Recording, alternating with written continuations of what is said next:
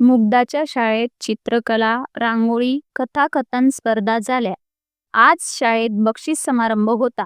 सर्व मुलांना आणि त्यांच्या पालकांनाही आमंत्रण होते. मुग्धा आणि तिचे आई-बाबाही शाळेत आले होते. त्यांनी मुग्धाच्या बाईंची भेट घेतली.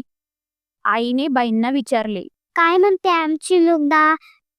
अभ्यासात हुशार आहे. चित्रकला स्पर्धेत पहिला नंबर बक्षीस पटकावलंय. पण ती जास्त बोलत नाही. घरी पण अशीच वागते का? बाई म्हणाल्या. आईने नाराजीच्या स्वरात उत्तर दिले. तेवढ्यात प्रमुख पाहुणे आले. तो आपल्या जागेवर जाऊन बसला. मुग्धा व तिचे आई-बाबाही खुर्चीत जाऊन बसले.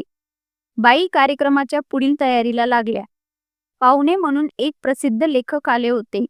बाईंनी त्यांचे स्वागत केले. शाळेतील शिक्षिका जाधवबाईंनी प्रमुख पाहुण्यांची ओळख करून दिली. बक्षिसे देण्याचा कार्यक्रम पार पडला. प्रमुख पाहुण्यांनी भाषणास सुरुवात केली. प्रथम त्यांनी बक्षीस मिळवणाऱ्या मुलांचे अभिनंदन केले व बक्षीस न मिळवणाऱ्या मुलांचेही कौतुक केले. बक्षीस मिळवलेल्यांमध्ये मुग्धाचाही नंबर होता. मुग्धा मन लावून प्रमुख पाहुण्यांचे भाषण ऐकू लागली. पाहुण्यांनी त्यांच्या लहानपणीच्या गमती जमती सांगितल्या. सर्व मुले पोट धरून हसली. नंतर ते स्वतः लेखक कसे झाले हे त्यांनी सांगितले. ते म्हणाले, मला पहिल्यापासून लिहिण्याचा छंद होता, मात्र मी फार अबोल होतो. मी कोणाशीही जास्त बोलत नसे. रोज ज्या गोष्टी घडायच्या त्या मी माझ्या वहीवर लिहू काढायचो. अगदी बारीक सारीक गोष्टी मी त्यात लिहत असे. दिवसभर झालेल्या गोष्टी आठवून मी वहीत रोज रात्री लिहून काढत असे. मला तो छंदच लागला होता. रोज वहीत लिहिल्याशिवाय मला झोप येत नसे.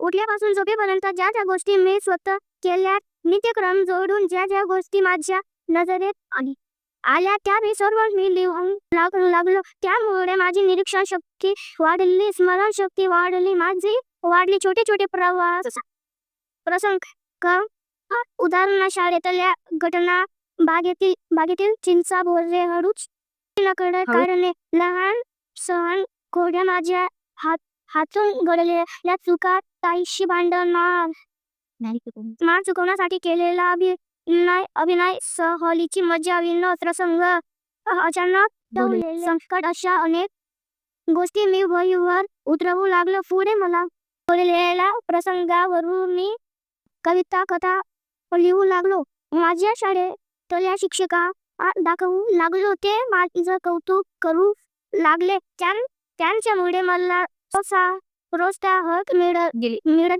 गेले. थोड्या मोठ्या माझ्या लिखाण प्रसिद्ध होऊ लागलो. लिखाण करता करता माझ्या असं लक्षात आलं की मी सर्वांशी गप्पा मारू शकतो आणि मी सर्वांशी बोलू लागलो. हा विशेष म्हणजे सर्वांशी गप्पा मारल्या लिखाणासाठी मला विषय सुचत गेला. माझे काका एकदम मला म्हणाले, हा घुम्या मुलगा चांगलाच बोलू लागलाय. बोलण्यात लिहा वाचल्यानं माझ्यात परिवर्तन घडला. आयुष्याला एक वेगळंच वळण मिळालं आणि मी एक साहित्यिक झालो. पाहुण्यांचे भाषण ऐकून मुग्धा अगदी मुग्ध झाली. तिने मनाशी निश्चय केला. नुकतेच बाबांनी मुग्धाला नवीन वर्षाची एक डायरी दिली होती. अजून ती कोरीच होती. मुग्धाने मनाशी पक्के ठरवले. नवीन वर्षाचा संकल्प केला की रोज काहीतरी लिहायचं. दुसऱ्या दिवसापासून तिने लिखाणाला सुरुवात केली. रोजच्या रोज तिच्या डायरीची पाने भरू लागली. आजीचं वर्णन, बाबांचे अभ्यास घेणे, भाऊशी भांडण, मैत्रिणीचा वाढदिवस, आईची माया, तिच्या शिक्षिका, सुट्टीचा दिवस, अशा अनेक विषयांचे लेखन डायरीच्या कागदावर झरझर उतरू लागले. एखादी गोष्ट मनासारखी किंवा मनाविरुद्ध झाली की तीही कागदावर येऊ लागली. त्यामुळे तिची चूकही तिला कळू लागली. आपोआप आई बाबांशी, भावांशी सुसंवाद घडू लागले. मुग्धाची अबोल कळी फुलायला लागली आणि गप्प गप्प राहणारी मुग्धा मोकळेपणाने बोलू लागली, लिहू लागली.